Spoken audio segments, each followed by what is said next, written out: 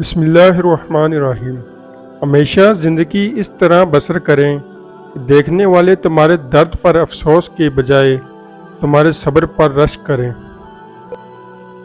اگر اللہ تمہیں وہاں تک نہیں لے کر گیا جہاں تک تم جانا چاہتے تھے تو یقین رکھو بہتر ہوگی ہر وہ جگہ جہاں وہ تمہیں اپنی مرضی سے لے جائے گا۔ قیامت کے دن میزان پر سب سے باری چیز حسن اخلاق ہوگا۔ خانہ کعبہ کا دیدار اور حجرہ اسود کا بوسہ اللہ تعالیٰ مجھے اور آپ سب کو بار بار نصیب فرمائے۔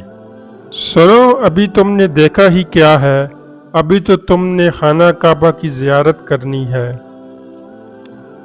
زندگی میں اتنے کامیاب ضرور ہو جاؤ کہ تمہیں رد کرنے والے جب کبھی اچانک تمہیں دیکھیں تو پچھتائیں تمہیں کھونے پر۔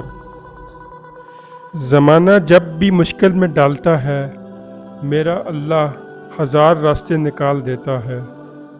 مقدر بھی بدلتا ہے اور حالات بھی، وہ رب غم کا موسم ہمیشہ نہیں رہنے دیتا۔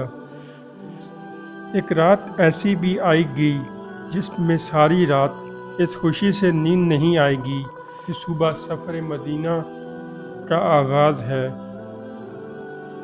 تم عشق کی بات کرتے ہو تو سنو، عشق وہ ہے جو فجر سے شروع ہوتا ہے اور عشاء پر مکمل ہوتا ہے۔ تہجد بڑی لاڈلی عبادت ہے، یہ اپنی بات منوا کر ہی دم لیتی ہے۔ صبر کرو کیونکہ وہ صبر کرنے والوں کے لیے ہی معجزہ کرتا ہے، بے شک وہ معجزوں کا بادشاہ ہے۔ تم مایوس کیوں ہوتے ہو، وہ رب ہے نا، سنبھال لے گا۔ جو مل رہا ہے وہی تمہارے لیے بہتر ہے، تم نہیں جانتے لیکن دینے والا جانتا ہے۔